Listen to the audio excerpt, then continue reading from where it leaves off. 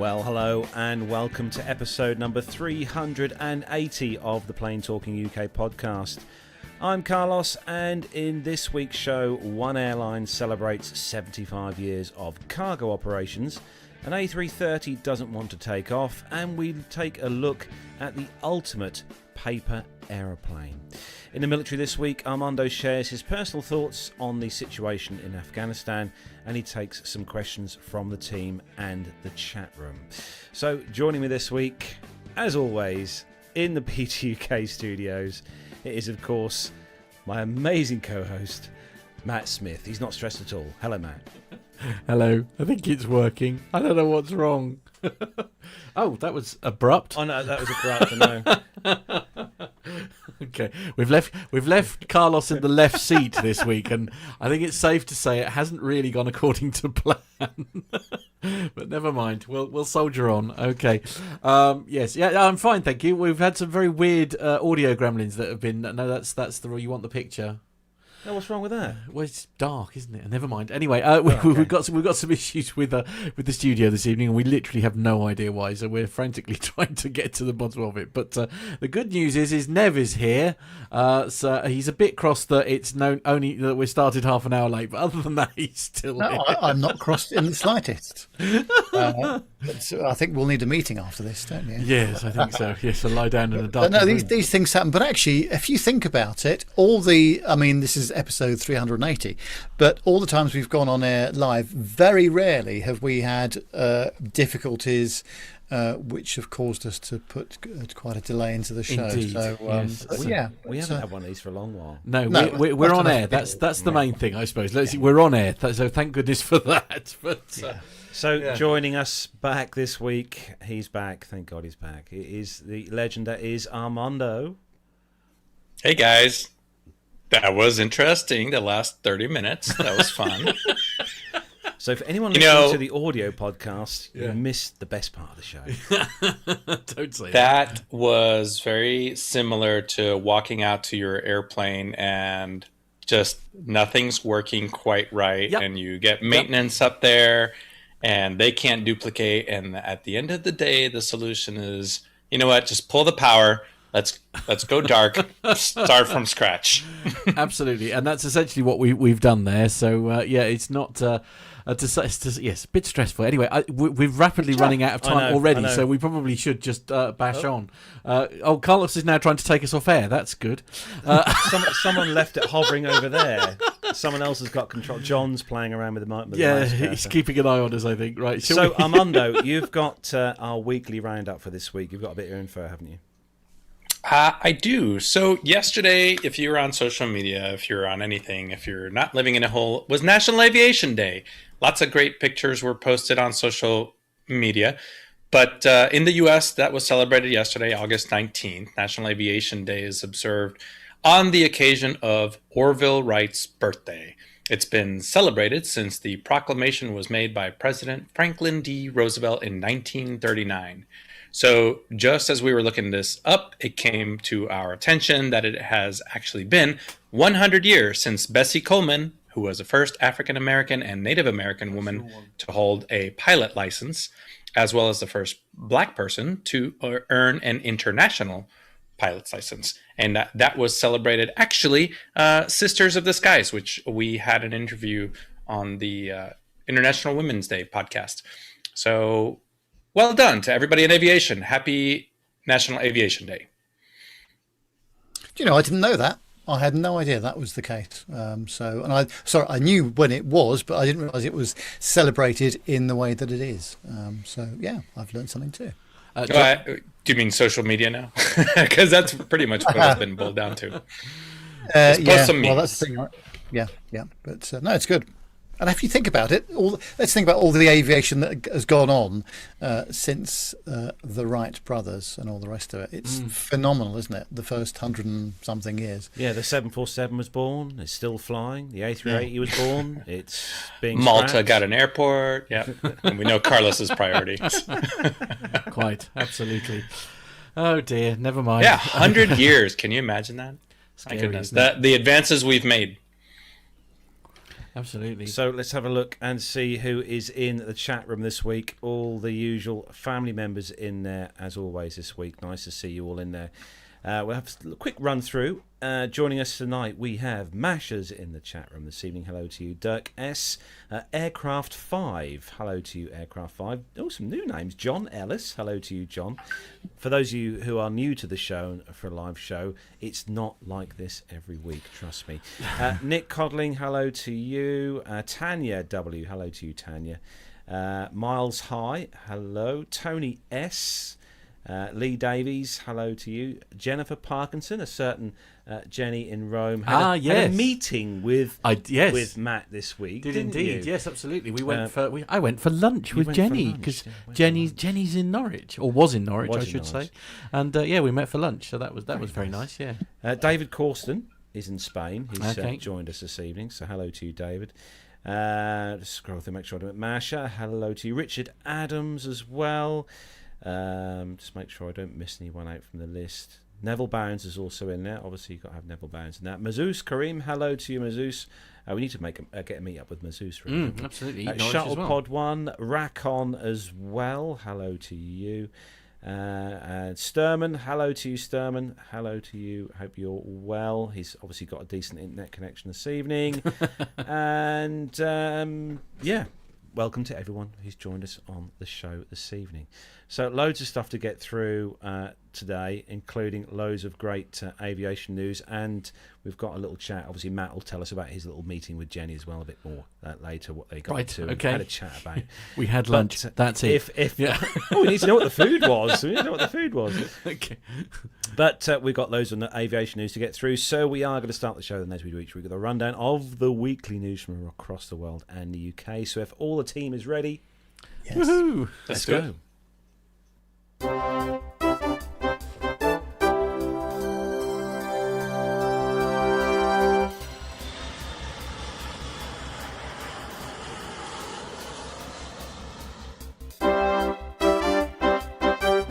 So kicking off this week's first news story, this one comes to us from Simple Flying and also flightglobal.com.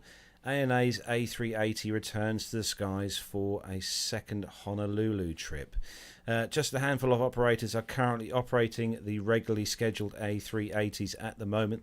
This month, Japan's ANA joined the club for the first time since the pandemic, returning to Honolulu, albeit only on a minimal basis. Earlier this week, ANA flew its first A380 to be delivered, Julia Alpha 381 Alpha, to Honolulu. This marked the first time the Giant of the Skies had operated its main route in over a year. On Saturday, ANA switched things up with its other A380, Julia Alpha 382 Alpha, flying to Honolulu this time round. According to chaviation.com, the aircraft first flew on December the 18th, 2018, and is currently valued at just $78.39 million. Up until March the 31st, 2021, the aircraft has operated just 423 flights, racking up 2,897 flight hours. It seems as though the aircraft will now essentially go back to storage following the brief excursion to Hawaii. According to the schedule information from Serum, the aircraft aren't scheduled to operate passenger flights again until October. Not included in the schedule is a series of charter flights ANA has been operating with the Giant of the Skies. These started as short flights to nowhere out of Tokyo in the months since. They have grown in length, with flights to nowhere also being operated out of other airports. Now, the airline is also offering 2-day staycation charters with the jet as well. And now for the less greater news about the A380. Korean Air is to retire their A380s in the next 5 years, and the 747-8Is in the next 10 years. The carrier's plans for its A380s and Boeing 747-8 fleets were confirmed by Chief Executive Walter Cho in an interview with Flight Global. The A380s will be leaving Korea's fleet within the next 5 years, and the Boeing 747-8s will also follow suit within 10 years, says Cho. Sirian Fleet's data suggests that 9 of the 10 A380s and 8 of the 10 747-8s are in storage. The average age of the 380s is 9.3 years, while that of the 747-8s is 5.2 years. Korean will also inherit 6 Asiana Airlines A380s when its acquisition of the rival airline is complete, likely in a few years. And Korean's A380s are powered by the Engine Alliance GP7200 engines, while Asiana's are powered by the more perfect Rolls-Royce Trent 900s. All 6 of Asiana A380s are also in storage. And as for the other wide bodies, Korean operates 26 777-300ERs with an average age of 7.3 years. It's also got 10 787-9s and orders for 10 787-9s as well, and 20 787-10s. It has not, however, placed any orders for the developmental 777-9. He says, I believe the Boeing 777 is the most successful aircraft in aviation history, says Cho. If asked, I would say the 777-300ER is his favourite model. While I haven't ruled out the Boeing 777X, there are some points that still need verification. I may consider it after that. As for narrow bodies, Cho expressed confidence in the 737 MAX, of which Korean has 30 examples on order, and Korean existing narrow bodies inventory comprises of 22 737-800 and 900s and 10 A220s. In addition to the 30 737 MAX 8s, it also has orders for 30 A321neos, which will be powered by the Pratt & Whitney PW1100Gs. Asiana operates 19 A320 jets, including 4 A321neos powered by CFM LEAP 1A engines, and it has orders for an additional 21 CFM-powered A321neos. We keep saying it. The end is nigh for this for the A380s. What do we all think? Yes, well, it's one of those things, isn't it? As we've said so many times, it was the right aircraft at the wrong time, and it'll be interesting to see how BA get on with bringing their 380s back and see how they get on with load factors on the routes that they plan to fly them on again. So it's a big shame that we're seeing these being taken out of service. Yeah, it's a real shame. I still think it's a bit. You haven't had a chance to fly on one yet, have you, Matt? No, I'm all right, thanks. The 380? Yeah, I'm all right, thanks. Okay. I don't know. I don't know. You wouldn't even know you're on an airplane. You're just in a flying building. Well, I mean, I understand that there's like from a passenger point of view, apparently they're really good, but from a cabin crew point of view, they're not quite so good, from what I understand. Well, you're not going to be cabin crew, are you? No, good point. Good point. Yes, I'd probably fill the galley, to be fair. I think if you're willing to ride the tube in London, you could probably certainly ride on an A380 and be okay. Okay, all right, fair enough. Yeah, but I mean, as I say, we've said this before, though, isn't it? It's an aircraft that arrived too late to the party, isn't it? You know, I mean, if it had arrived around the same time that the 747, I guess technically it wouldn't have been possible to have arrived when the 747 was around. But you know, it's the 4-engine thing again, isn't it? We've had this conversation before. Well, the 747-8s, you know, they said they're only 5 years old and they're going to retire them. That's a super shame. They're pretty airplanes too. I like the Asiana paint jobs. Yeah, no, I know what you mean. I think me and Nev were saying when we were in our production meeting last night, Nev, that it's going to be the case that BA were one of the last big airlines to have as many 747s in the world, and now that BA are going to be the last airline to have lots of A380s. Do you guys think, I'm getting philosophical here, do you think they'll make a comeback? Do you think maybe 5 years from now, these operators will say, you know what, there is a demand now, we'll bring them back? I think with the fuel efficiency of the A350s and the new 777s and the 330neos, I think the the 4-engine passenger jet aircraft has had its day of that sort of size. It's just, I don't know. I think it's the problem with aviation is that it follows world events all the time. You know, it's the foot and mouth disease, or it's the Suez crisis, or it's the pandemic, and it's, you know, various wars that have gone on around the world, and it's very difficult for them to judge when to use these aircraft and how to use them. I still think there will be a handful of operators that will still be using them.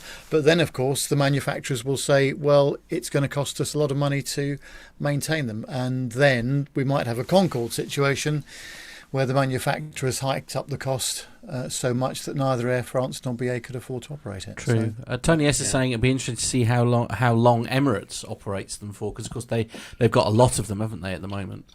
I still think there is a market for the A380 where they perhaps convert them. I don't know. You know, they used to convert the 747s, didn't they, into like sort of freighter variants. I mean, do you think they'll do the same with the 380? But that's been discussed so many times now over the past. The Airbus 380 is being converted to cargo, but they just can't do it. But there is an A380-F, isn't there? But it just doesn't seem to. No, it's not. There just doesn't seem the market for it. They use 380s to carry cargo during we're still in the pandemic, but during the pandemic. But they took the seats out. They can't actually physically carry large cargo containers in the 380 on the upper decks, especially. No, it's just not doable. Anyway. But yeah, we could go on and on. So we better move on. We're going to move to story number 2, and story number 2 is, as always, a Ryanair story. I'm pleased to say. But before I start reading this one from simpleflying.com, the headline of which, by the way, is Ryanair branded evil for barring kiwi.com passengers from flights. Now, before we start this particular article, before I start reading it, I'm going to ask the team here. So, Nev, I'm going to direct this at you because you've been lucky enough to do a bit of flying. Do you know what needs to be asked of you when you check in for a flight? Have you packed this bag yourself, sir? Could anybody have interfered with it? Okay, good start. Okay. Armando?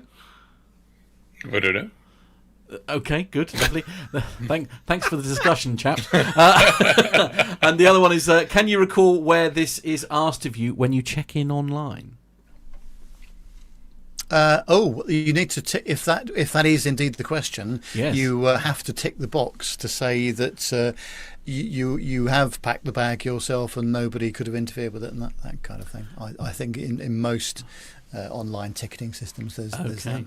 All right, let's see what unfolds then as we read this story. So Ryanair has been branded evil by online travel firm Kiwi.com after the airline revealed it would stop allowing passengers who had booked tickets from the company access to its aircraft. Selling flights directly to the customer has always been the ethos of Ryanair since the very early days when Michael O'Leary turned the airline into a true low-cost carrier, avoiding commission costs related to travel agents. According to Ryanair, Kiwi.com is circumventing aviation regulations by providing passengers with boarding passes directly.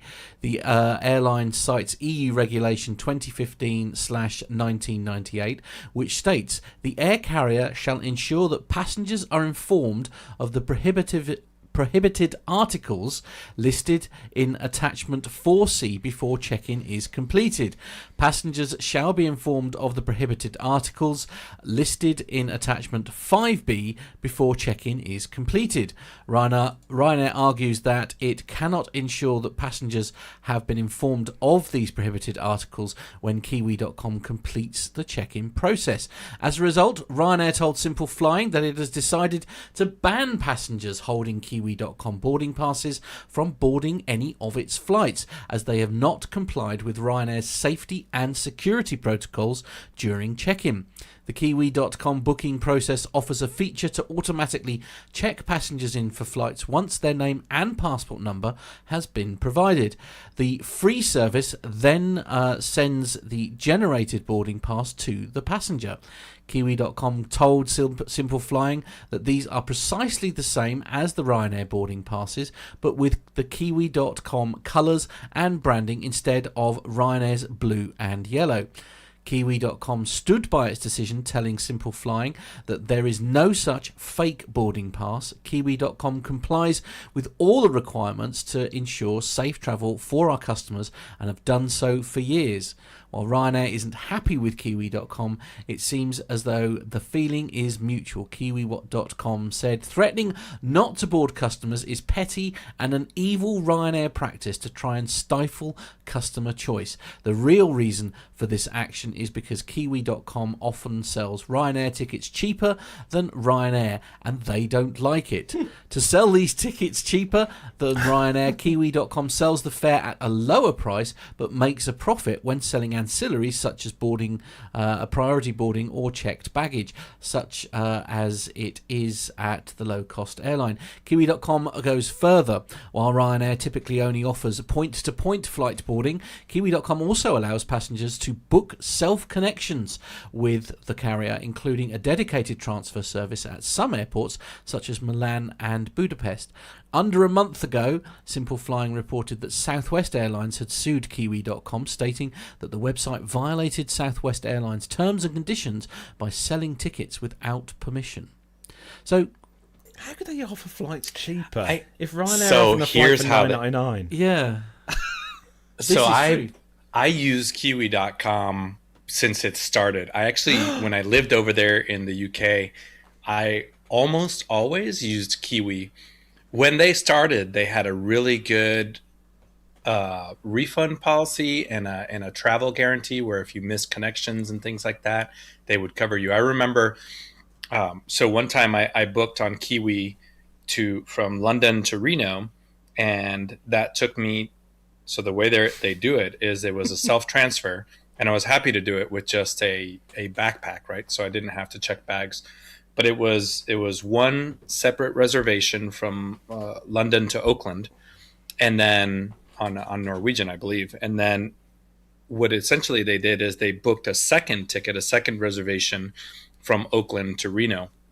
That's how they're able to do some really cheap total fares. In addition to that, Kiwi.com does ghost flights, and they tell you about it. They tell you about it when you book the ticket. So that's if I want to go from Charlotte, North Carolina to Washington Dulles, it may be cheaper to book a flight from Charlotte, North Carolina to Burlington, Vermont via Dulles than it is to book a direct flight there.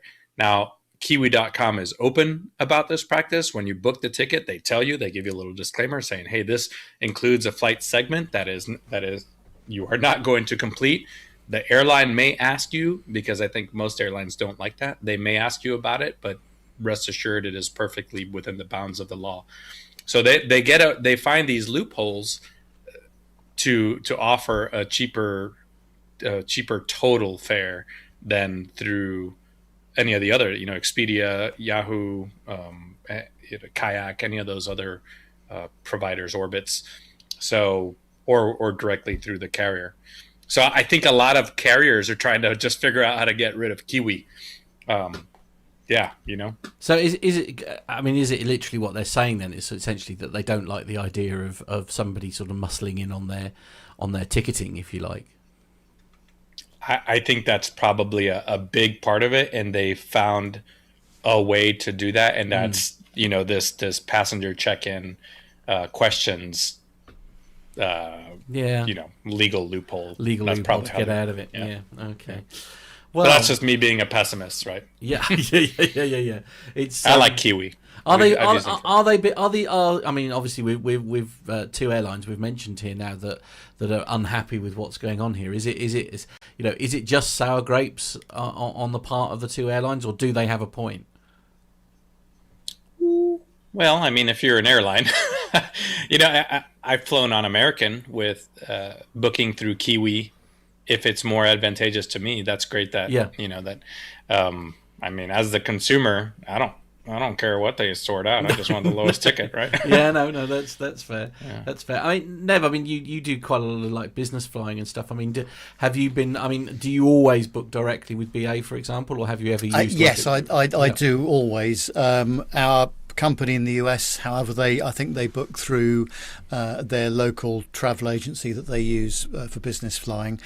So I always book directly with the airline. But I came across a situation many years ago where it was cheaper to buy a return ticket, but only used one leg, for example. I see. Right, so going to Tel Aviv, as I did back in late 1990s, I bought a British Airways return to Tel Aviv from Heathrow, only used the outbound leg, and then on the way back I actually bought a El Al return and only used one leg of that.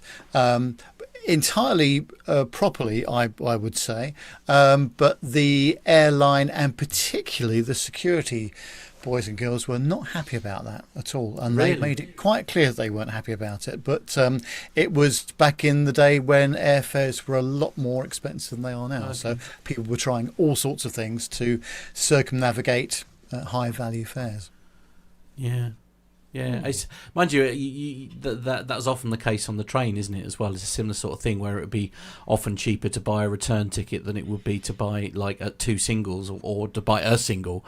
To be fair, so a lot of people would do that, wouldn't they? Where the return would then be unused because they came home at a time that was more convenient to them. It's Richard Adams just saying, last time I flew one way to Oz, it was cheaper to book a round the world ticket and not use the return bit. Wow. Gosh, yeah. My goodness, that's a frightening number. That's really quite scary. Wow. Okay. Well, we're going to stick with you, Nev, for the next story, and it's good news for people wishing to go to the US. Yeah, this has been coming for some time, actually. This is on the irishtimes.com, and it says that British regulators have cleared Aer Lingus to begin flying to the United States from Manchester Airport in England. The news comes as global industry statistics confirm that tough government travel bans sent traffic at the Republic's airport into the steepest decline anywhere in Europe. The Irish airline plans to fly to the US and Barbados from this autumn using 4 aircraft originally destined for the Republic of Ireland. The UK CAA confirmed that it granted an operating licence to Aer Lingus UK Limited, the Irish carrier's British subsidiary. This allows the company to undertake transatlantic scheduled passenger services between the UK and the US, said the authority. Aer Lingus is due to begin flying to New York, JFK and Orlando, Florida from September the 30th, and the carrier had originally hoped to launch the services at the end of last month, but said in June that it would delay this until September due to ongoing travel restrictions. Aer Lingus planned to launch the Barbados service on October the 20th, and the airline hopes to exploit opportunities left by Thomas Cook's failure in 2019.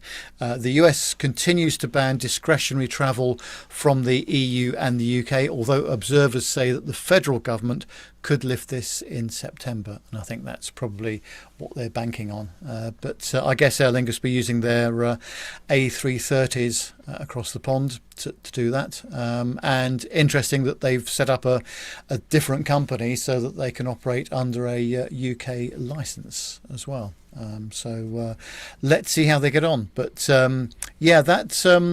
The traffic from the Republic of Ireland to the US has been really badly affected. I mean, there weren't that many flights by American or by Aer Lingus, but the reduction has been incredible. So let's hope that they can make this service work from the UK. Yeah, let's hope so. Gonna be it's a sort of. I think it is. Sorry, we've got a problem with my camera, which is why we haven't switched back. So I'm going to try. I want to go to the US. Yeah, I know you want to go to the US as well this year. So. We need them to reopen the corridor, don't we? I mean, I think that's the big stumbling block here, isn't it? Is the actual corridor? Is it not? Yeah, I think somebody's going to take a sensible pill soon because that travel does need to happen. I was talking to one of my Swedish colleagues today. He'd said he'd just done a Stockholm to, I think it was Chicago route just last week. Everything was okay with that, but of course that's in the European Union and not in the UK. Right. So, yeah. But so there's more restrictions at the moment. But I think we are going to get to the point where that will be lifted. But trying to plan, of course, that's the biggest problem. That is the biggest problem at the moment, isn't it? It's just, I'm just so nerve-wracking, isn't it? The whole thing is just, we're not ready to travel yet, are we? So we're going to stay with the Armando next for this next story. And we know Armando loves a soft drink. So, Armando, you've got a lovely story about fizzy drinks next. Fizzy drinks, right. American Airlines and their fizzy drinks. Actually, they're deciding to not serve alcohol in the main cabin of its flights until January 18th, 2022. That's a long time from now for no alcohol. Just for Nev, a lot of... Yeah, luckily I fly first class all the time everywhere I go. No, I don't. So that date, January 18, 2022, that's when the U.S. mask mandate on public transportation expires. That was just extended on Tuesday by the TSA. So American has now suspended alcohol service in the main cabin of its flights earlier this summer, but it planned to resume that service on September 13th when the original mask mandate was supposed to expire. So American Airlines also says that it's gaining ground and helping curb to-go alcohol sales at airports. And I think we've talked about this quite a bit on the show, but that the FAA is apparently cracking down on unruly airline passengers, as we've seen on the show and in the news. But on Thursday, the Federal Aviation Administration proposed more than $1 million in new fines against unruly airline passengers as they refuse to wear masks. We've done stories on them assaulting flight attendants and even throwing luggage across the cabin that, obviously could hurt other people. On Tuesday, the FAA said that based on 3,900 reports of incidents, it has opened 682 investigations into possible violations of federal laws. Now, those on the front lines, which are the nation's flight attendants, are bearing the brunt of this violence. They're increasingly turning to self-defense training to learn how to defuse situations as well as protect themselves and their fellow passengers. Just recently, I saw an article or a news article on the crew member training course taught by federal air marshals. Now, that's available to cabin crew. While this type of training is free, the flight attendants have to come on their own time, pay for their own travel and lodging. So the head of the country's largest flight attendant union is now pushing for this course to be federally mandated. United Airlines last week reminded employees to not restrain unruly passengers with tape. That move comes after several airlines recently made headlines after videos. I remember these. Yeah. I believe it was in Charlotte too. But anyways, those videos were shared online after their flight crews were doing exactly that. So John Slater, the senior vice president of in-flight services at United Airlines, said, "Please remember that there are designated items on board that may be used in difficult situations, and alternative measures such as tape should never be used." Now, the spokesperson said that they encourage employees to de-escalate difficult situations calmly, including discussing the situation with the captain, customer service representatives, and ground security coordinators. This memo facing a little bit of backlash. However, the major flight attendants union, Sarah Nelson, who's the president of the Association of Flight Attendants, said that this notice is a sick marketing stunt by the airline that removed duct tape from the cabin in 2014. So there we go. What do you guys think about this? We could talk about self-defense, alcohol, duct tapes. Where do you want to take this? I'm a big fan of duct tape, actually. I'm a big fan of alcohol. But I'm also a big fan of alcohol on the aircraft in moderation. Yeah, ain't that the truth? Well, if you're a general aviation pilot, you also are a big fan of duct tape because that's how you put everything back together. Absolutely. I thought that's speed tape. Yeah. Speed tape, duct tape. Yep. Painter's tape. Yeah, Rakon is saying booze not in the main cabin, only in the bar. Man, we need the A380 back. Ain't that the truth? Yeah, because the Emirates A380s have got the bar, haven't they, upstairs? They have, yeah, absolutely. Yeah. It's I love main man Micah in the chat room says, "Do you know how many ducks they have to kill to make just one roll of that tape?" Good, yeah, not enough. So I don't know. I'll start off with the alcohol. I think we've talked about it quite a bit. It's not always on the airplane that's the problem. It's the vendors in the airports, and that's pretty hard to control unless I suppose you start putting a 2-drink limit or something like that. But then you don't know what people are showing up to the airport with. So now do you have to have your security teams, your TSA screeners, your private screeners start doing breathalyzers to go through security, and then it's a tough call to implement. I think the other thing which people absolutely forget, and is obvious to anyone that knows about this kind of thing, I guess, but when you're up at flight level 390 or wherever you are, and the cabin altitude is at 7,000 feet, 8,000 feet, something like that, the way that alcohol works on your body is very different to that when it's on the ground. And a glass of wine on the ground equals what, 2.5 glasses probably at altitude, so things can get out of hand very quickly, especially if they've already done a preload in the bar, at the lounge or wherever they are. So by the time they get on the aircraft, they're already 3 sheets to the wind. And it wouldn't take much just to send them over the edge. So, but how you control and police all of that, I'm glad I've not got to deal with that, because that is almost an impossible job, I would have thought. But it's the same. Like I say, it's the same story again, though, isn't it? It's the minority spoiling it for the majority yet again. This is essentially. I mean, you think how many hundreds of thousands, hundreds of millions at one point passengers were flying, and going through the air and all that kind of thing. Like, it's. If you look at the percentages of the people that are being Muppets, what are the actual numbers? I mean, if you look at it at percentages, it's probably, very different. Can you imagine if we ever went back to the days, Matt, when you go to the airport and buy duty-free drink at ridiculously cheap price to what you get on the high street? I mean, that's quite well, we can. True. Yeah. In the UK, when we go to some European countries now. So I'm going to try that in Dublin in a couple of weeks' time. Yes. See how I get on. See what we can bring back. Dublin's the way forward, clearly.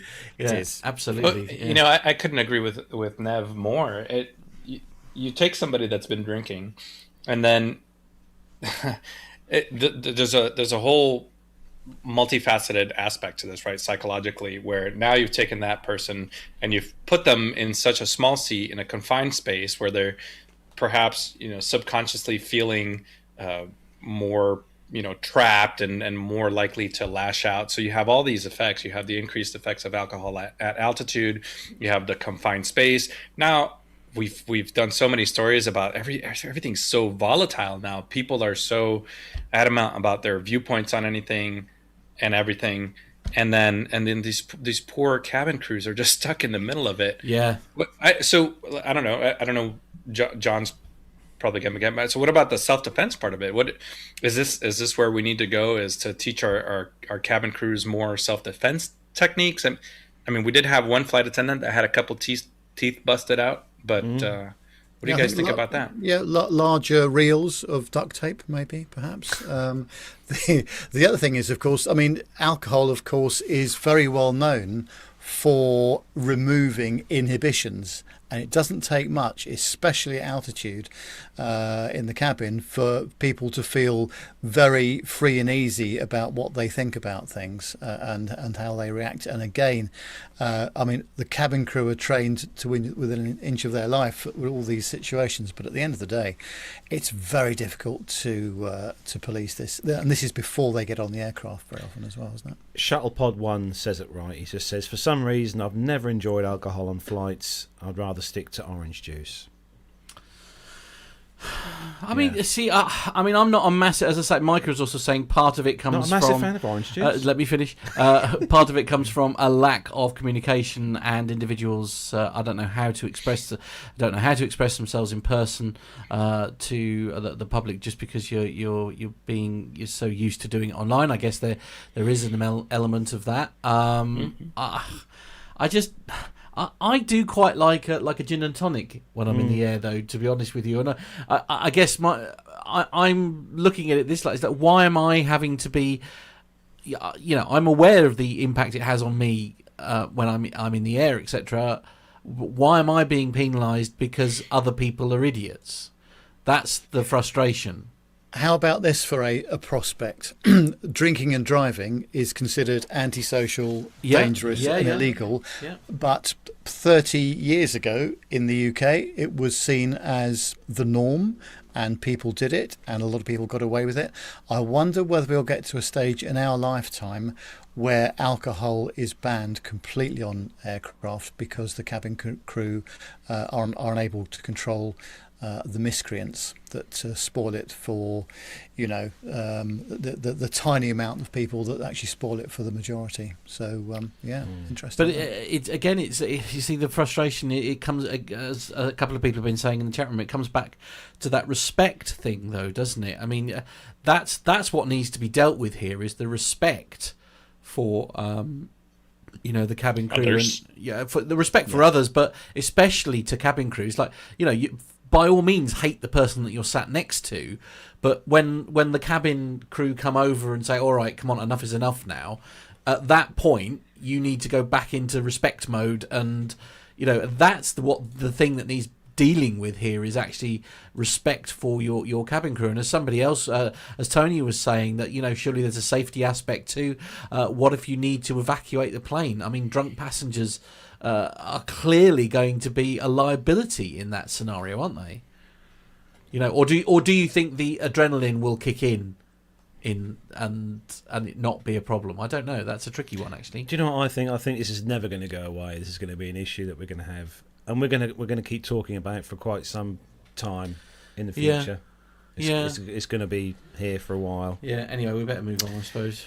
Yeah. Yes, so next story, moving on. This comes to us from the passengerterminaltoday.com, and this good story for those of you who love your onions or your curries. This is Teesside Airport to trial hydrogen vehicles. So Teesside Airport is to be one of the first places in the UK to test hydrogen vehicles as part of the Tees Valley status as the country's hydrogen transport hub. The £2.5 million or $3.4 million project will see 100% hydrogen zero-emission engines fitted to commercial and support vehicles at the airport and other key Tees Valley organisations. The ground support tug, which tows aircraft, will be converted to run on hydrogen by the supplier Ulemco, while Toyota will supply two Mirai hydrogen fuel cell vehicles with a range of around 400 miles. Why are we using these rather than electric? 400 miles, come on. As well as forklifts as well for use. Trials will aim to show how hydrogen-fueled vehicles can be quick and easy to drive and refuel, cleaning up the air in local areas as the airport aims to meet its zero-emission ambitions. As was announced in September last year that Teesside Airport would be home to the UK's first hydrogen transport hub. The facility, in partnership with Teesside University, will form an innovation campus focused on clean energy research and development, and will lead research, development and testing of new hydrogen transportation technologies, including cars, buses, trains, lorries, boats and planes. Tees Valley's Mayor Ben Hoochin said, "This is yet another huge boost for Teesside, putting our region at the forefront of the hydrogen revolution and developing fuels of the future." He says, "I want Teesside Airport to be the first hydrogen-ready airport in the UK, and this is the first important step."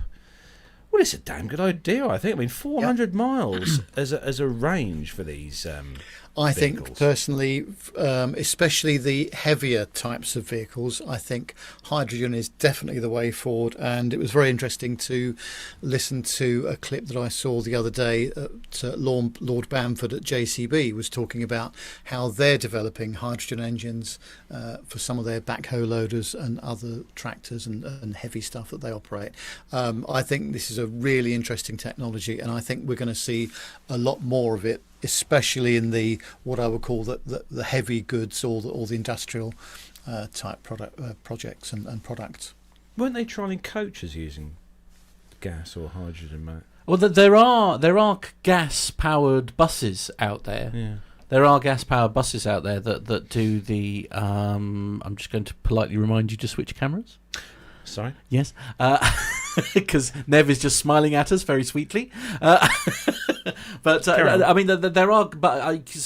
Anglian Buses, as was now owned by Connect Group, they ran a pilot scheme where, and they were one of the first companies to have gas powered buses. But the problem was that we had, again, maybe that's because of, as Nev often quite refers to, we are essentially the arse end of nowhere, and of course there wasn't the infrastructure there to support the gas buses, so they used to have to literally tanker in gas gas containers to top up the buses like 2 or 3 times a week to keep them on the road, because there wasn't the infrastructure there to get them out on the road. So it's it's, I guess that's going to be less of an issue, obviously, because they will put the infrastructure in, I suppose, at the airports. That is at least something if people are going to start using this. But actually, it's not just emissions; it's also noise as well. I would imagine that a hydrogen-powered vehicle would be quieter than a normal diesel engine. Yeah, sounds more like a petrol engine actually, rather than a diesel. I'm told. But they're they are much quieter, aren't they, than a diesel engine traditionally, anyway. Yeah, it's a funny old one, isn't it? Really. So, Nev, you've got the next story, and it's sad news for BA. It is, yeah. I'm getting a bit sad reading out all these stories where BA's retired yet another well-known aircraft, and they've done it again. And on simpleflying.com, it says that BA has retired the Airbus A319 that flew the Olympic flame to the UK when London hosted the Olympic Games in 2012. The 21-year-old aircraft wore a special livery at the time and was known as the Firefly. Once every 4 years, an aircraft is enlisted to carry the Olympic flame from Athens to the host nation ahead of the torch relay. Usually this aircraft will receive a special livery, and last year this was a Japan Airlines Boeing 787. Before this, a LATAM Brazil Boeing 767 had the honours, and in 2012 BA went for a slightly smaller aircraft given the somewhat shorter flight. So on Saturday, Golf Echo Uniform Papa Charlie left London Heathrow Airport for the last time, bound for St Athan near Cardiff. I've actually been on this aircraft a few times myself, actually, and the last one was to Jersey quite a while ago now. According to data from Flight Radar 24, the aircraft left the British Airways maintenance base at Heathrow at 11:30, taxiing over to Terminal 5 for one last time, where it arrived at roughly noon, bound for St Athan, and the aircraft climbed to a height of 21,000 feet, where it remained for a minute or two before almost instantly beginning its descent. After flying over the Bristol Channel and past Cardiff, the plane landed for one final time. The aircraft first flew on November the 2nd, 1999, and is clocked up an impressive 47,029 flight hours, equating to some 5.4 years of flying. These hours were completed across 37,332 flight cycles, giving an average flight length of 1.25 hours. On average, the aircraft was flown for roughly 6 hours a day. So it was well utilised, that's for sure. But what a shame to see it finally meet its maker in St Athan for parting out and scrap. Do you think, Nev, this will end up being taken by the old plane tag guys and turned into key rings? I think there is a possibility of that, yes. We'll have to see what they come up with. But it's a shame. I mean, I think the trouble is that these A319s anyway, they are a little bit juicy on gas, and I think the new A320 Neos that BA are operating, and they're bringing more of those in as well. I think they're just trying to be a bit more modern with the fleet at the moment. It's a real shame that this aircraft's been... it's a beautiful looking aircraft. I'll tell you what, John's been popping the pictures up while we're chatting there, and I love that colour scheme. If they do cut this up and sell the little bits and pieces of it, it's going to be one to get, because it's got that... I think it is. Yes. It's got that that story, that background story, isn't it? As being an aircraft. I agree. So, Matt, you've got some good news for people living in and around Luton Airport. Wow! Apart from Luton Airport, of course. Right. I mean, there's something I never expected words to come out of someone's mouth. So it's I think it's einnews.com. And this is the headline is Avion Flight Training Centre opened at London Luton Airport. There we go. Avion Group has opened a new flight training centre in Luton to support the start of a new long-term cooperation agreement with Wizz Air and IGO. Is it IGO? IARGO. I don't know. Anyway, this is where I wish we had John in our ears because he'd be correcting me as we go. Flight training. The agreement will see the largest Central European A320 low-cost airline utilise the Avion A320 Level D full flight simulator based at London Luton Airport, creating a strong foundation for future collaboration. It's IARGO apparently. Sorry. We'll just make it sound like a Disney villain and go Yago. Yago, I like it. Yeah, let's go with that. Yeah, London Luton Airport is the home base of Wizz Air and continues to see steady growth. We are opening the Avion Flight Training Centre in Luton to meet the needs of Wizz Air and other A320 customers, says Avion CEO Eric Varwick. The new Luton Centre will add additional flexibility and capability for Wizz Air training in the London area, explains CEO of Yago, James Kington Leach. The full motion simulator has been thoroughly tested and positively evaluated by Wizz Air's training management. Adrias Seabok, who is the Wizz Air Chief Central Operations Officer, says it's an excellent opportunity for the future. London Luton Airport is, for us, a perfect location to perform crew training, not only for our UK crews, but also for other crews based elsewhere in Europe. The combined strengths of the IARGO and Avion Group make it a win-win situation.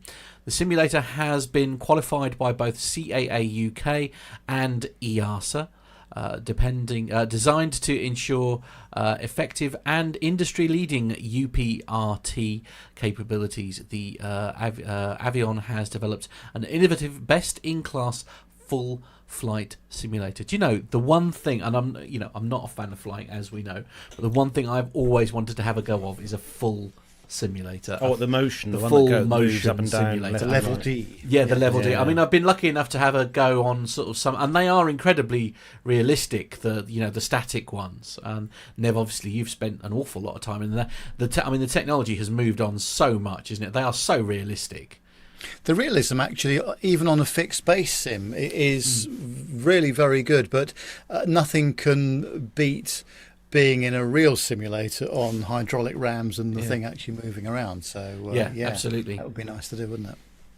Yeah, here in the US, most of the simulators are leased out, so they're very expensive, and the level D full motion simulators. So when you have a company like American Airlines, United Airlines that has access, and one of the biggest private providers, or I guess non-airline providers, is Flight Safety here in the US. All those companies will lease out their simulator time to other operators that don't have the resources to buy a $20 million full motion simulator, and it really helps with training, especially like Nev's saying, that it's the movement, that feeling in the pit of your stomach when the aircraft is doing something. And upset recovery training, the most common thing that we practice for, obviously, is stall awareness. But there's a lot of other things that could result in upset and unusual attitude. That you could have wake turbulence. We had a Challenger, I think it was a Challenger or CRJ, that crossed the wake of a larger A380, 340, something like that. That airplane was pretty, I think it was written off, but the crew managed to get it on the ground. You could have loss of engine power, you could have a bird strike that results in loss of control or an upset recovery procedure. Obviously, you could have crew incapacitation, things like that, or like the Atlas crash in Houston. That was two crew members fighting each other as to what the airplane was supposed to be doing. So those are all things that you can train to safely in a full motion simulator, and it's good that they're releasing this stuff out to some of the smaller operators. So Armando, we're going to stick with you for the next story on the list, and it's good news for a certain airline over in the US. Yep, Delta Airlines. Delta Airlines has a cargo division, and Delta Cargo this month is celebrating its 75th anniversary. This airline's cargo division was launched in August of 1946 when a DC-3 flight carrying 200 pounds of mushrooms flew to Atlanta. In the first week of operation, 1946, the airline carried a little bit of everything to its customers across the U.S. A 64-year-old $1,500 soup tureen. Thank you, John, earlier for enlightening me on what a tureen is. 1,100 pounds of auto parts, filling 6 crates, 450 pounds of candy, and a box of silver coins, according to Delta Airlines. That was in its first week of operation. That carrier then launched international cargo services in 1953 with flights to the Caribbean and Venezuela. Other highlights over the last 75 years include the first dog to fly on a commercial jet from Houston to New York City, 1959. In 1966, a Delta cargo plane carried NASA's Surveyor 3 spacecraft from LA to Florida, the first time that a spacecraft was carried by a regular commercial aircraft. And in 1986, the first U.S. manufactured cars were shipped to Germany via U.S. air carrier when 2 Corvettes were shipped on an L-1011 from Dallas to Frankfurt. Robert Walpole, the vice president of Delta Cargo, said the airline has grown and the nature of our cargo business has changed significantly over the last 75 years, but we are still in the business of providing best-in-class service to our customers with any of their freight and logistics needs, large or small. We are here to support our customers and communities in the U.S. and across the globe. We look forward to another remarkable 75 years. And fun fact, the airline today handles 2.2 billion tons of cargo every year. I think it's one of those ones people don't really think of Delta being just purely a passenger airline, not cargo as well. I mean, obviously we know all about the big cargo carriers in the world, but I think you don't necessarily tend to associate big carriers such as Delta. I think who's one of the other big American carriers as well does cargo as well on the side, Armando. Yeah, I think quite a few of them do, actually. United does. United has a whole cargo section, and then, technically FedEx and UPS are airlines also. But, we were talking about Asiana Cargo, China Air Cargo. There's a lot of passenger carriers that have a cargo division. Interesting. Well, some great pictures for that story as well. So good find that one. Yes, and thanks to John for popping those up while we were doing that. It's great pictures. There is something about that era, isn't there? There is that something about that era of aviation and things, isn't it? And those pictures, I can't get enough of them. I get to live it because I fly DC-3. Of course you do. Yeah, right? So absolutely. Every time, I think you get it in color. Yeah, and it is a beautiful DC-3 that I fly. But just yesterday, I was watching some documentary on Netflix, and they were showing a DC-3, and they showed the. Oh no! Actually, it was a news because there was a World War II paratrooper that was getting to fly, and they showed the handles on the door on a C-47 because the DC-3 didn't have the same type of door, so it has 2 handles. And it's funny because as I get into the airplane, I'm usually the last one to shut the door and pull the little aluminum stairs in, and it always makes me think, man, the places this airplane has been, and the people that have flown it all over the world, and ours are the one that I fly was up in Canada for a long time. It was a Canadian passenger and cargo airplane for most of its life after the military. So very cool to think about. The golden age of aviation, as we call it. Yeah, it is. When a lounge suit was the norm for for a flight, Yeah. Oh, is it still? Sorry, I thought it was. Yeah. Well, no, Yeah, I mean, Nev still has his velvet absolutely, suit. quite right. Yeah, absolutely. My smoking jacket. Of course, absolutely. It's the default position. Absolutely. Yeah. Now, Nev, you've got the next story all about a certain aircraft that didn't really want to take off on a runway for some reason. Bit naughty, but let's see what happened here. This was on the avherald.com and on simpleflying.com. And it says that a Turkish Airlines Airbus A330-300 flying from Newark, New Jersey to Istanbul, Turkey, rejected takeoff after the plane's crew members were advised that they were on Newark's taxiway Papa.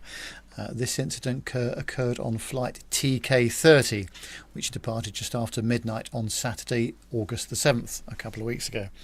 TK30 was cleared for takeoff from runway 22 right at intersection with taxiway Whiskey, but crossed runway 22 right, lined up on taxiway Papa, which is parallel to and east of runway 22 right, and commenced takeoff.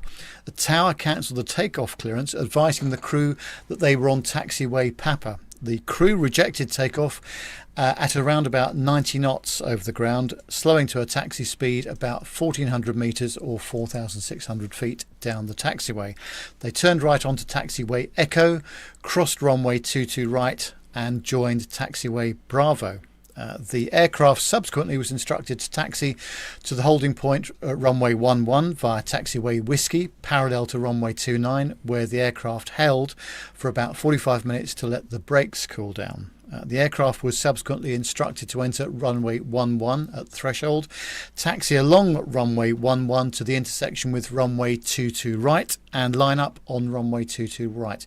The aircraft finally departed from runway 22 right 1 hour after the rejected takeoff from taxiway Papa. The aircraft landed safely in Istanbul with about 100 minutes delay after about a 9.25 hour flight. After takeoff from runway 22 right. A passenger reported they were accelerating on a taxiway between runway 22 right and 22 left just after midnight when the crew rejected takeoff. The captain subsequently announced that they had rejected the takeoff for a mechanical problem. The aircraft subsequently taxied northbound and emergency services attended. I think the mechanical problem might have been the crew requiring a change of underwear when they heard ATC saying, "I have a number for you to call, possible pilot deviation," or something like that. Oh, my goodness me. Now, I believe we do have... hang on. Everything's all being moved around. Stop moving. Oh, right. Sorry. We've got a bit of audio here that I'm just going to try and play. So just bear with me a moment. I've got a little bit of audio. So we've got a bit of ATC here. So here we go. 30 Delta Heavy, traffic on a 13 mile final, wind 230 at 10, runway 22 right at Whiskey, clear of takeoff.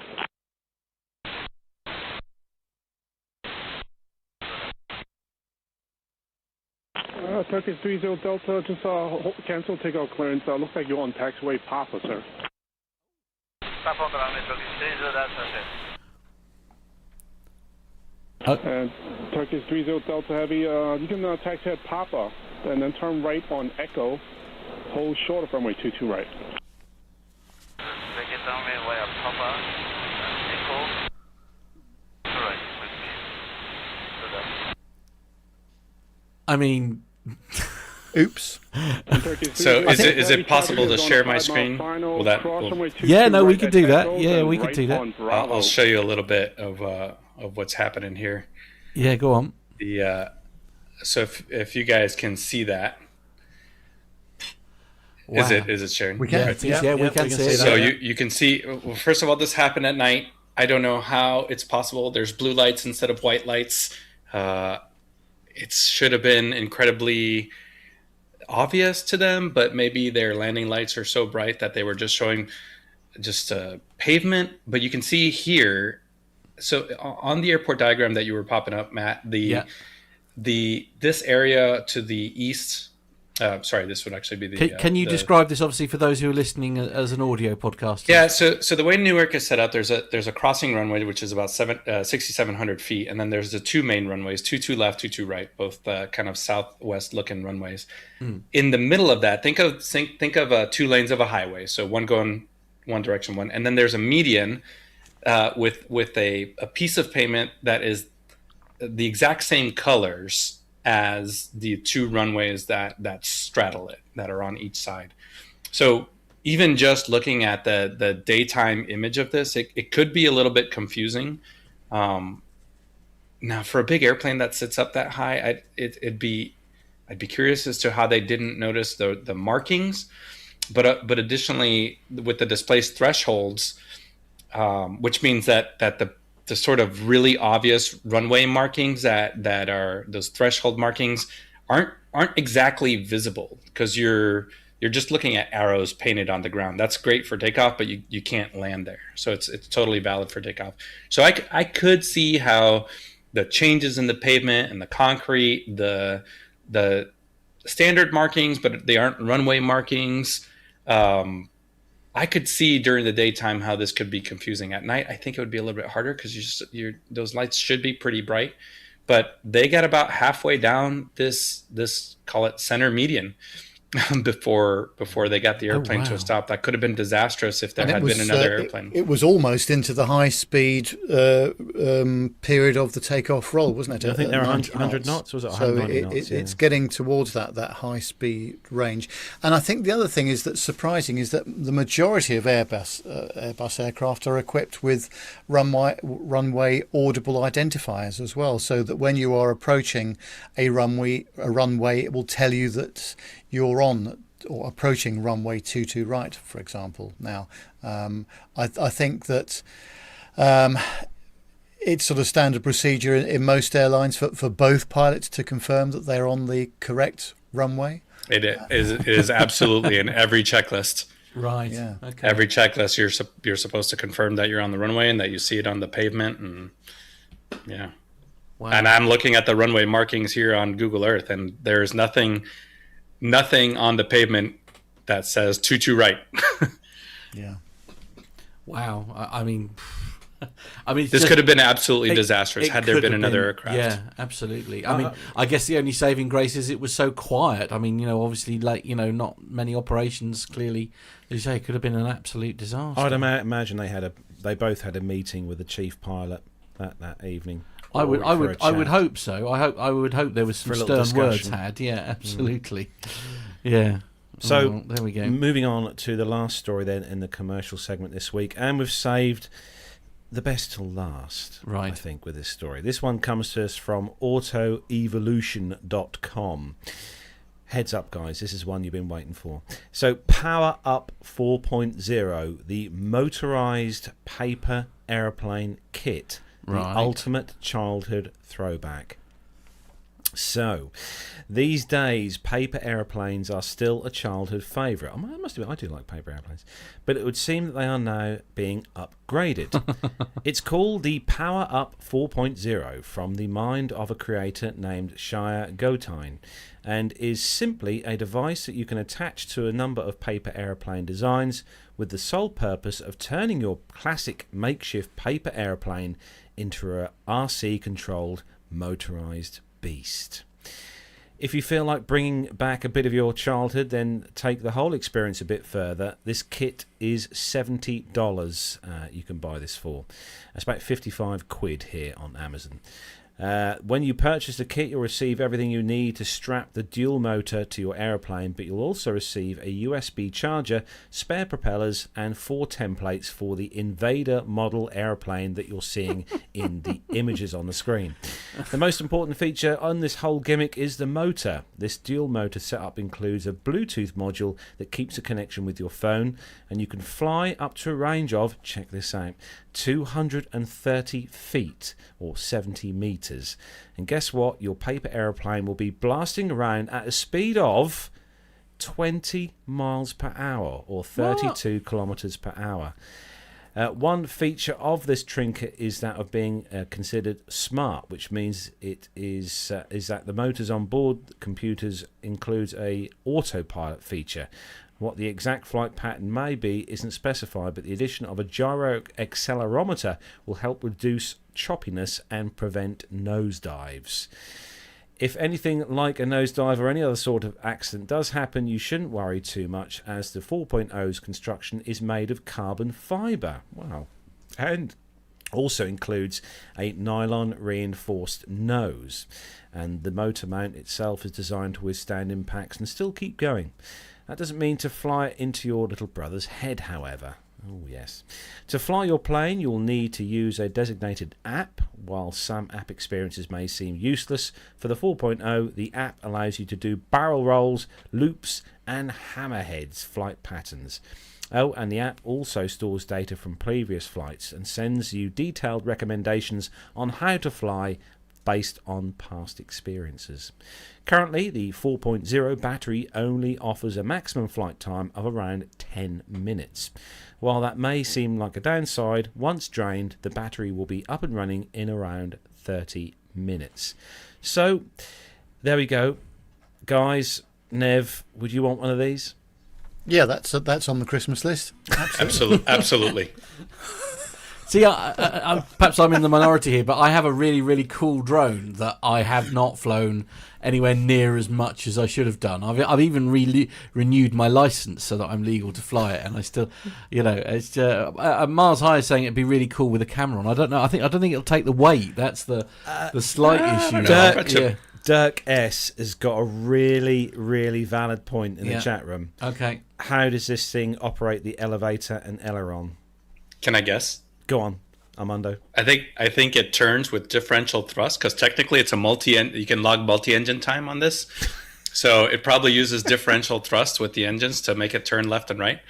And up and down is just sheer lift. So the faster the motors go, the faster it goes through the air, the more lift it creates. And when you point it down, then it probably reduces the engine speed, both engine speed, and it loses lift and points down at the ground. I think this is the ultimate toy for this Christmas. Yeah, Dirk S has got the perfect. He said, "Let's start a batch order for the PT UK crowd." I think he's absolutely right.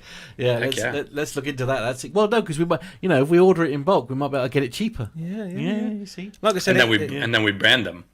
Oh, yeah, that's what normally happens, isn't it? Yeah. PT UK paper. So, Carlos, when you get your eventually get your PPL, are you also going to put on your license a Power Up 4.0 and see if the CAA tick that off for you as well? I think that should be a definite requirement on there for that. Actually. So Matt will put the links, or John will put the links in the show notes for this if you want to check this out. But we did last night. We did find it, as we said, on the US Amazon page and on the UK Amazon page as well to purchase. But definitely one to bung in the old stocking at Christmas time. Right. Okay. If you say so. Fair enough. So that brings the commercial news to a close. Next, Nev, what have we got to treat our viewers to next and listeners? Well, as you may have heard last week, if you're listening to the show, I'm off down to Bristol this coming week to interview Johnny Palmer at Pitch Air. He's the madman that's gone and got a 727 fuselage and put it in the car park of his events company. It's an absolutely fascinating project, and he's going to spend some time with me this coming week doing a full interview. But I thought I'd give you a little bit of a taster of the kind of stuff that they've done. And I was very lucky to go down there a couple of weeks ago and sit on the cockpit of the 727. Hi everyone, Nev here in the cockpit of a 727, which has not happened before, I've got to say. This one is based down just outside of Bristol at Pitch Air, and I'm going to be talking with Johnny Palmer all about this in a future episode. Nice to see some steam gauges back on the cockpit. We don't see many of those these days, but let's go and have a look around. Oh, there's a warning light on there.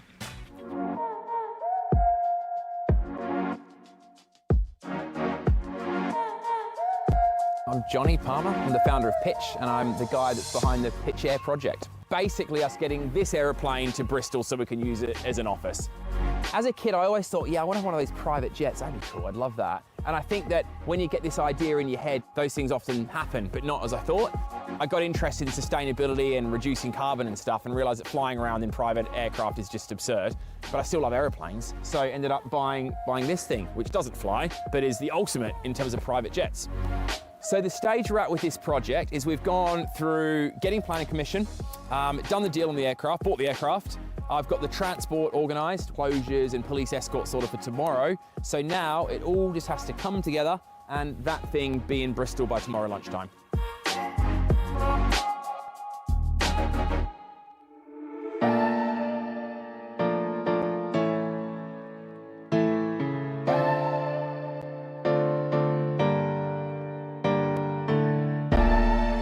Big day, yeah.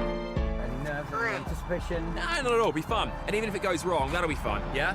I think he's going to be really excited, even though he had to wake up in like 6 in the morning. My name's Pete Stone, I'm a roads policing officer. This is one of many that we've done running out of Kemble. Obviously Kemble Airport, they get dismantled aircraft and they sell the fuselages all around the world, so it's quite often we get called upon to come and shut the road for public safety. I've never seen an aircraft transporter before, so we just watched them coming into Kemble, but never seen one leaving on the back of a trailer.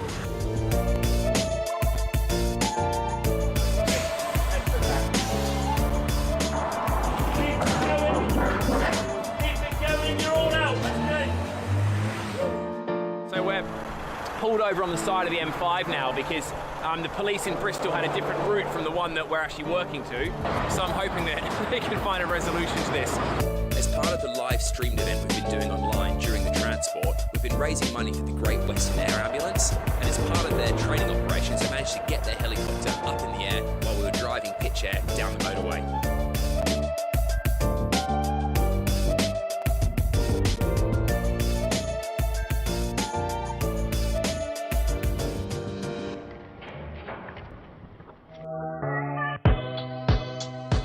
We're here today for a Spar Crane Iron.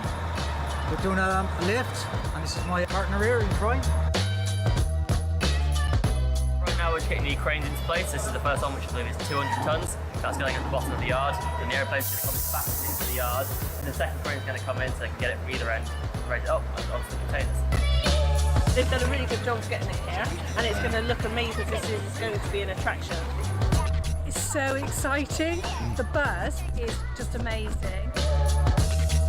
Were you excited to see the plane? Yeah, I was really excited. What did it look like inside? It's really nice. It looks like a president. What's this for? For like a parking ticket or? No, it's obstruction. Obstruction. If you don't remove the vehicle, we'll have to remove it for you. Right?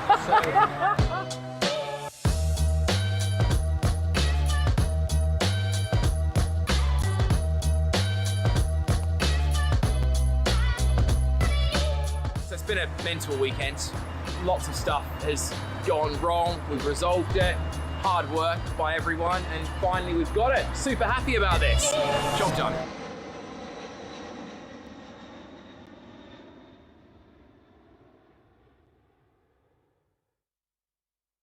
Well, welcome to our London studios. Welcome to the A320 Lounge webinar tech presentation, obviously for the 320 series. Welcome to the A320 and 737 Lounge, bringing technical refresher courses directly to you. Using our cutting-edge broadcasting facilities, enjoy a fully interactive technical refresher course from the comfort of your own home.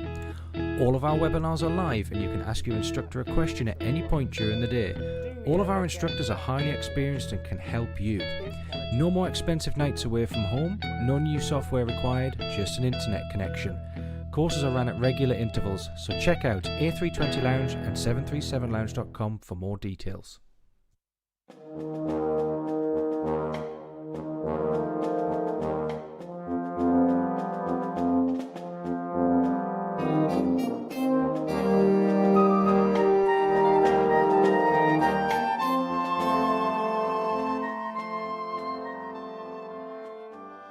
This week has obviously been a tumultuous week in Afghanistan.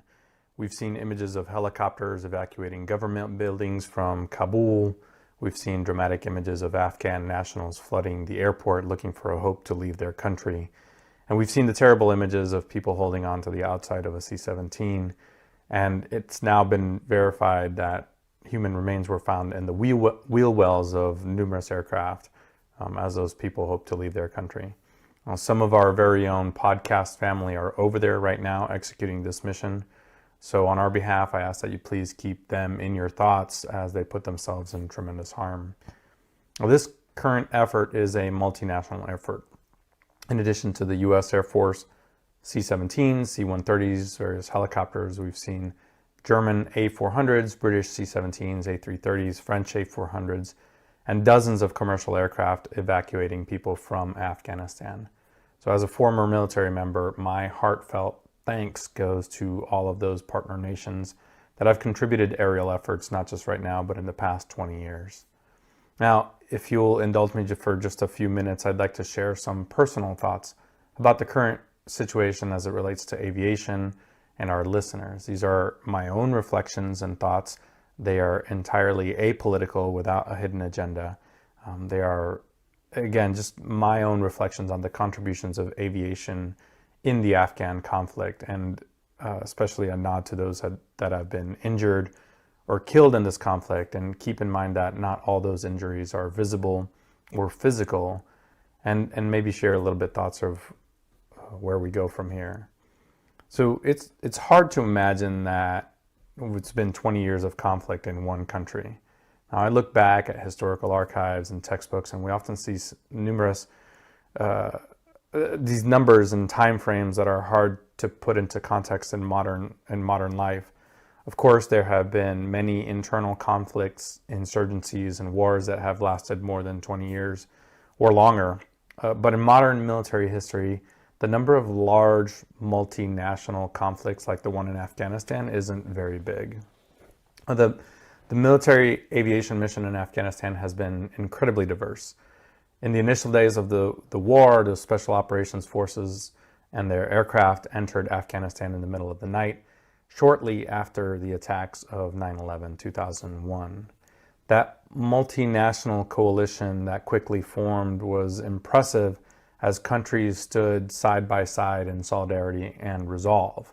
The first days of the war saw C-130s, Apaches, Chinooks, Blackhawks, Pumas, Lynxes, KC-135s, Tornadoes, and Typhoons crossed those borders into Afghanistan.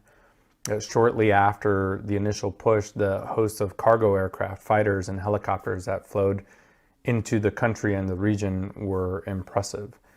The most important mission through the entire 20 years was to protect those troops and the citizens on the ground. Helicopters were often the first on the scene, and when a firefight starts, those close air support fighters and assets usually followed shortly after. Over the years, we've seen Harriers, Tornadoes, F-16s, A-10s, and many other aircraft take on that role. Now, I have worked in numerous locations where the moment somebody comes across the radio and says that they are in a firefight or in contact with enemy troops, almost everything stops. And it's amazing to see the teamwork that happens from the entire coalition, from all the partner nations, to divert aircraft that aren't otherwise engaged and redirect them towards those troops that are in need. That happened on a daily basis, sometimes multiple times a day. Just an incredible, again, multinational effort. Now, always ready to support those aircraft are the tankers orbiting above. I've been on many missions where the combat support air crews or combat air crews were stretching every single pound of jet fuel to support a ground operation, and those tankers and their crews were always right there when you needed them. We would make decisions on board the aircraft as to what was the maximum amount of loiter time that we could provide to the ground troops. It didn't matter what country they were from, whether Afghanistan, France, England, Germany, Netherlands, or American troops, and it was always the first decision is what's the absolute longest that we can stay on station and support these folks on the ground. Now, when things went wrong, which unfortunately they often did, combat search and rescue assets were right there to pull out injured soldiers and civilians. There's a great documentary called Inside Combat Rescue that I think everybody should watch to see how these helicopter crews do business on a day-to-day basis. But those Black Hawks and Pumas and A-10s laying down cover fire were absolutely critical to saving countless lives.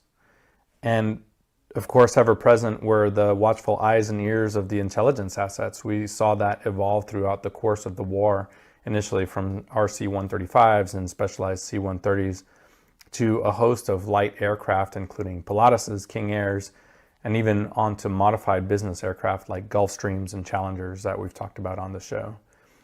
Of course, unmanned aircraft played a vital role in maintaining an ironclad presence over the enemy, including MQ-1s, MQ-9s, Global Hawks, Shadows, and many aircraft that were never even acknowledged publicly. But for every bit of those 20 years, the C-130s, the C-17s, C-5s, A-400s, A-340s, KC-135s were delivering personnel, supplies, cargo, fuel, vehicles, food, and everything under the sun that you can imagine into and out of that country and the region. Now, most recently, we've seen those same aircraft loaded to maximum capacity, evacuating individuals from the country. And it's not just military aircraft that have contributed to the war. In the opening months of the war, many civilian airliners transported troops and cargo into the region. In the American Civil Air Reserve Fleet program, we've seen operators such as American, Delta, and United Airlines conduct operations supporting these efforts. Lesser known operations from FedEx, UPS, Atlas, Southern Air, Kalitta, Omni, ABX, among others, were absolutely vital to resupplying the troops and the people on the ground. Now, often these carriers had the most solemn mission of repatriating fallen heroes back to their countries and their hometowns. Many flight lines have come to a complete stop as the casket of a service member gets unloaded from an airliner or a cargo plane. And the last 20 years has given us many heartwarming stories of pilots and passengers paying their respects to the families and the comrades of those traveling with a fallen service member. Now, even a few weeks ago, we talked on the show about the U.S. State Department helicopters that were crucially moving dignitaries, ambassadors, and diplomats, technicians around the country. Now those same helicopters are shuttling embassy personnel to the airport as every other means of travel shuts down in the cities in Afghanistan. So many important missions have been conducted by contract aircraft. Those civilian contractors are every bit in the same danger as the military aircraft they fly alongside of. And it's easy to recognize the UK and the US aviation efforts in Afghanistan, but many countries have contributed to the war. And just as many countries have lost crews in Afghanistan. Now, when I first started jotting down my thoughts for this little segment, I thought it would be easy to just take those fallen air crews and those mishaps and those incidents and crashes and just list them and maybe say a little blurb about each one. So I started working backwards chronologically I got from about 2021 to 2011 before it was clearly evident that I wouldn't be able to do that in one show. There's just absolutely too many. And it perhaps shows a little bit of how desensitized we've become to just this ongoing conflict. We rarely spoke of the aircraft and the aircrew lost by countries like Turkey, Poland, France, Canada, Italy, Netherlands, Spain, Germany, Denmark, Moldova, Uzbekistan, Russia, Kenya, South Africa, Kyrgyzstan, Uzbekistan, the United Arab Emirates, Ukraine, Georgia, and Australia. Each one of those countries lost an aircraft and an aircrew in Afghanistan. I personally watched almost helplessly a few times over both British and American helicopter crashes in which we lost fellow aviators and service members. Being in the air, providing oversight for those situations is a very interesting thing, which I'm sure one day we'll all talk about. But those individuals and those scenes are very vivid in my mind, and those individuals stay with me every single day. All in all, as a coalition, we lost 118 helicopters, 33 fixed-wing aircraft, and 27 contract aircraft in the last 20 years in Afghanistan. In recent years, the Afghan Air Force themselves have lost many aircrew. In fact, over the past 5 years, they've lost more aircraft than many other countries. And it's about remembering, isn't it? It's I've always said on this show that one thing that the United Kingdom does exceptionally well is to remember. We here in the US also do very well at remembering, and in each of the countries that our listeners live in, I ask you to do the same thing. Just remember, and remember not just the losses, but the contributions of all those service members, the civilians, contractors, non-governmental workers that have made it their mission to make someone's life better, even if it is just a temporary thing. A lot of people will criticize what was the outcome. Well, the outcome is that in the course of 20 years, some people have experienced a new vision of what life could be like. Is it our place? Is it any external actor's place to try to change culture? Absolutely not. But you got to take a chance, and you never know how that's going to pan out in the future. So the women and the children and the men of Afghanistan for the last 20 years have perhaps experienced something that they would not have experienced had it not been for the coalition presence there in Afghanistan.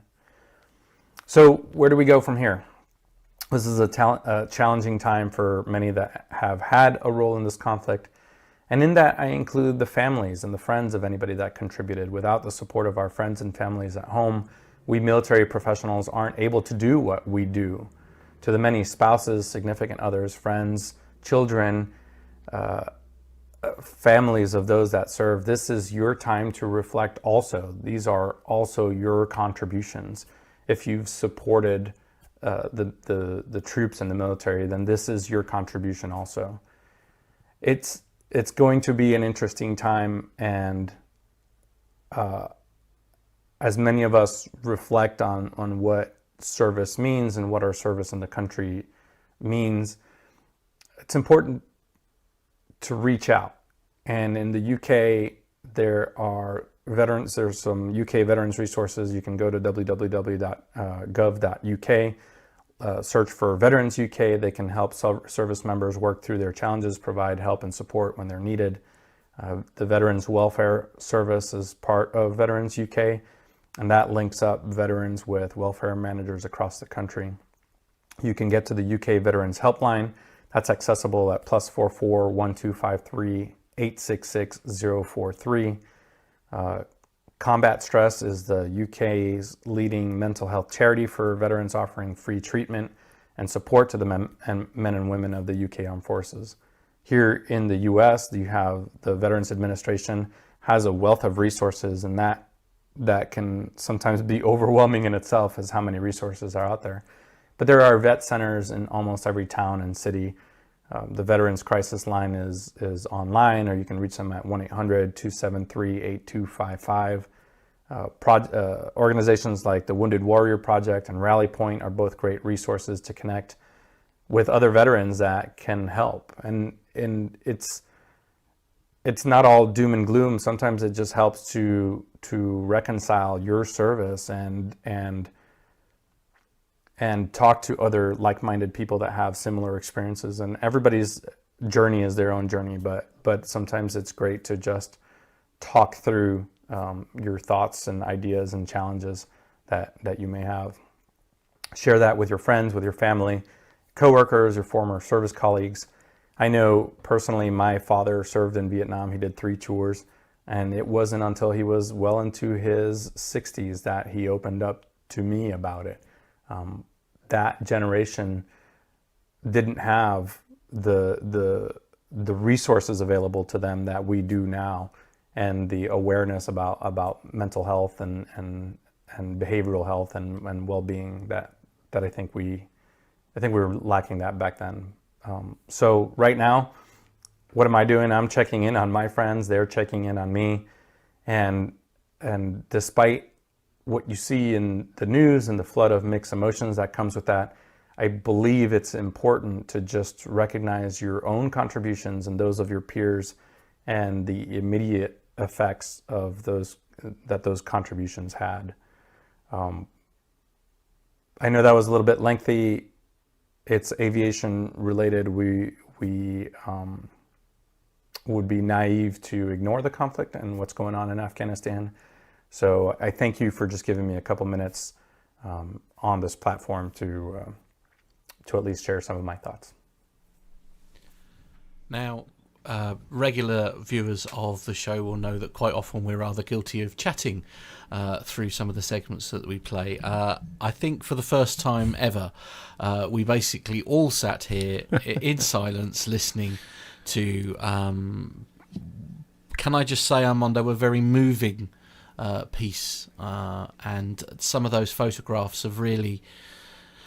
Very well done. Yeah, really sort of put it well, not put it in perspective, but it's sort of, for me, it's made something that I openly admit that I don't know a great deal about very real and a thing, if that makes sense. So thank you for that. There's also a lot of love in the chat room, actually, Matt, for that particular segment. Yeah. Neil Braden, Richard Adams, Tanya, Dirk, all loving that. Tony S. Yeah. Indeed. Well, Matt, that's why we're here. That's why we do a podcast, is to, things that people don't know about. It's about enlightening people about, usually it's lighthearted topics, but this is, you guys brought me on to do military aviation, and just like in commercial aviation, there's the good and the bad. Yeah. When we talk about commercial aviation and mishaps and things, I mean, I don't know that we brand ourselves as an educational podcast, but we certainly have good conversations. I appreciate your guys' experience on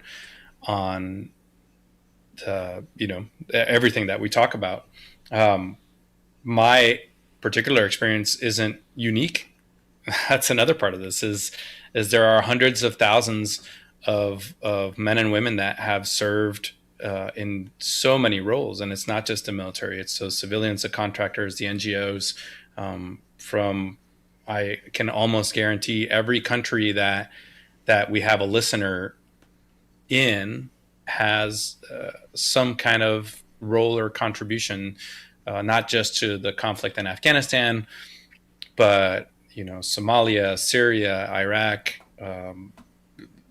Yemen, Thailand. There's conflicts that continue to go on. There's some internal conflicts that have gone on for 50 years, 85 years in the Middle East.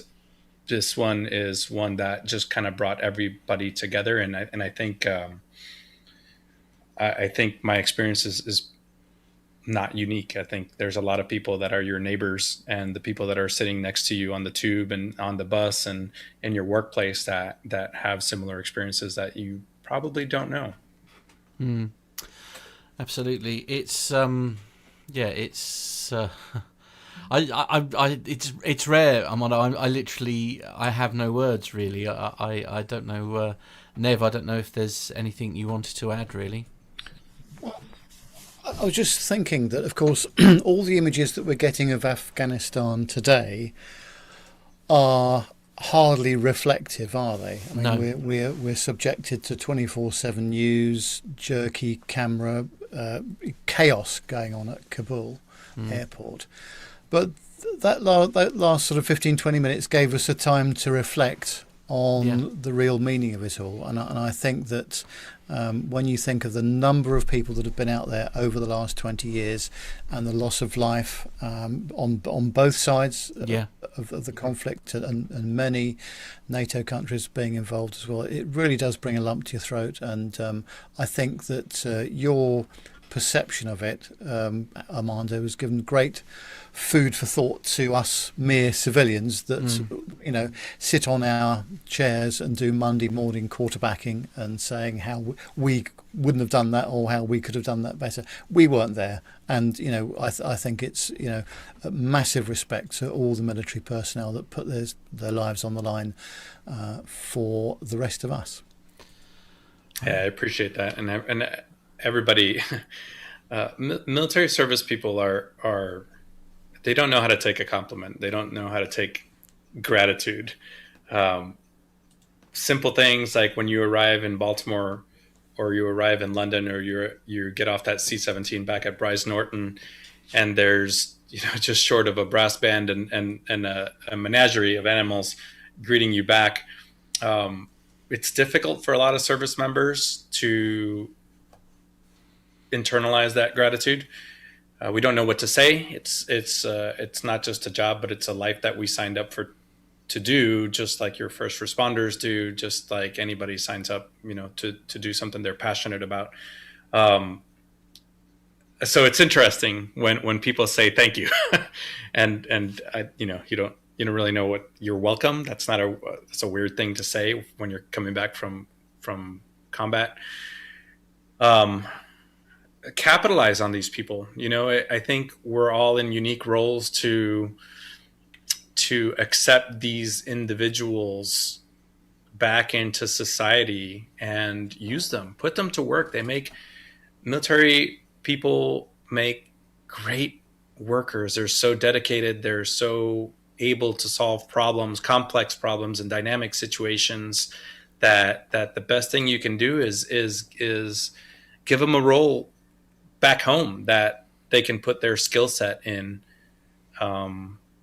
That's in any country. I have worked with amazing, as you guys know, I was spent most of my career in special operations, and special operations is very much a multinational thing. That I've made some amazing friends that I continue to keep in touch with from other countries, especially the UK, because I was flying with a lot of UK special forces guys in Iraq. Specifically was most of my experience, but these are wonderful individuals to take back into society and integrate them into your workplace and to your local society. So we've got some comments that are coming in the chat room, Armando. Now, hopefully you've got that in front of you. Obviously, we need to be very careful here because we're not the place to be having a political debate, obviously, about what's going on here. But there are some, some questions. One particularly from Dirk, which, sort of saying, Armando, what would be the advice that you gave perhaps to us mere mortals, to someone confronting them, about what's been happening? Well, it's not specific to Afghanistan. You could take any conflict, the French in Africa, the Cubans in Angola, the Portuguese in Brazil, the British in the Falklands, right? Mm-hmm. What is it all worth, right? I mean, all we can do is follow the advice, maybe not the advice, follow the direction of those that are elected to execute their orders. It's an interesting question, right? So how do you value service? Well, at the end of my piece there, I've been asking myself this question over the last couple of days anyways. And you almost can't worry about those things that are out of your control. Mm-hmm. And when I was a senior leader in the Air Force, I had the most amazing, smart individuals, very critical thinkers, analytical minds, people that were nothing less than intellectuals. And they had the ability, everyone has the ability to critically think about their actions and how it affects others. And it sounds kind of weird, but sometimes I would have to remind them that it's not their job to think about those things.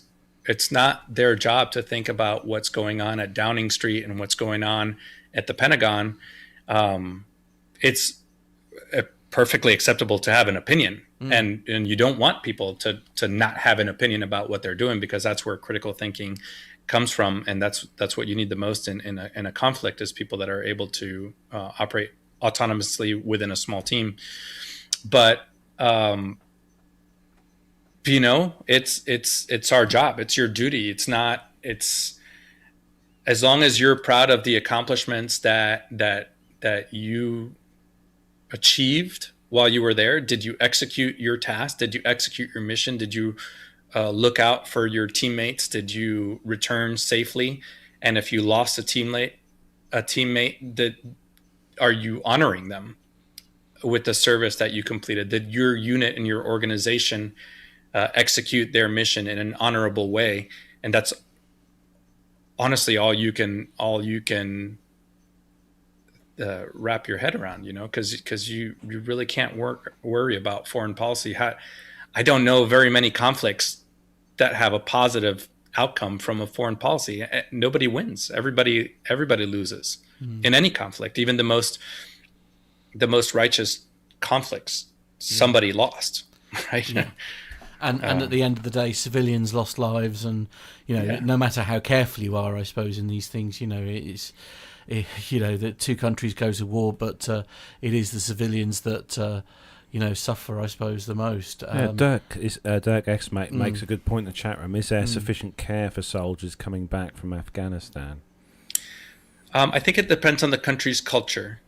So I think Western countries are pretty good about it. Those resources that I outlined for Veterans UK, the UK is unique in that you have the NHS, and there are specific segments of the NHS that are tailored towards veterans and veteran care, regardless of how long you served.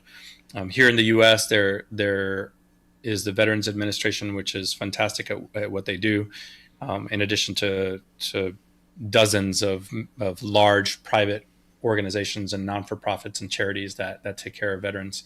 When you talk about countries like Kyrgyzstan, Uzbekistan, that have contributed so much also, I don't know that those countries have the necessary resources for people to have an outlet and have a reconciliation internally. If there isn't one, create one. In this crazy world of pandemics and things, we have our pods. Create a pod, create a virtual pod of people that you can talk to. And we've gotten feedback from listeners in lesser developed countries, and sometimes we hear in a podcast, and our friends over at APG and opposing bases and all, like we have this audience of people that we've never met, yet you have this weird ability to affect something, and this could be one of those things where if you have, whether it's Afghanistan or you've served in your own country or regional conflict, it's okay to talk about it, and maybe you have to keep that on the download for it's a cultural thing, right? But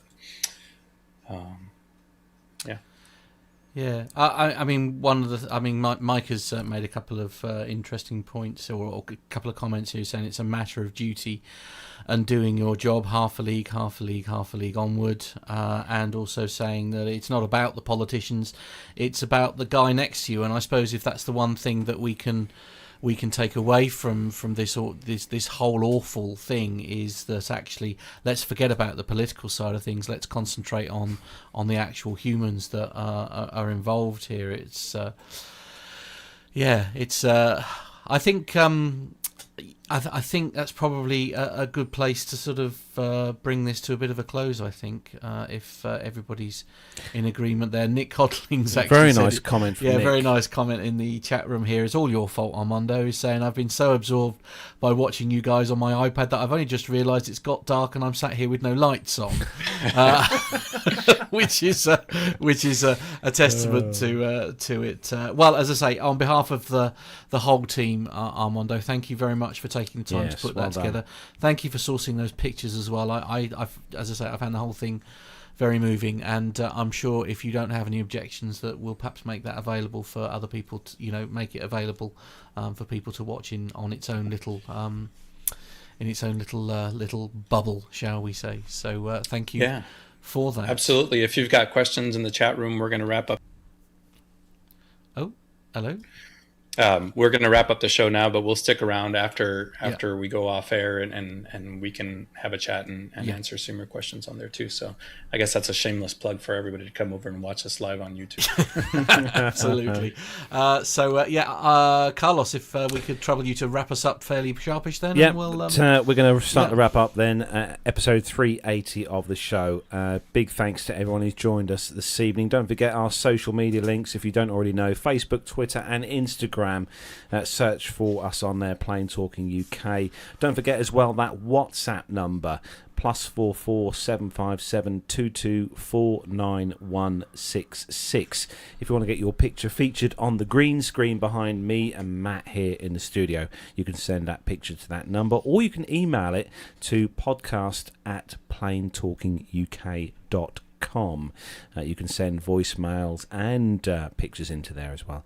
Our website, allthews.planetalkinguk.com, is where you can find out all about us and the team, and you can also find some good links on there to our Patreon page, our PayPal page, and also our shop as well, if you want to purchase yourself one of those PTUK t-shirts as worn by Armando in that clip he done for us earlier.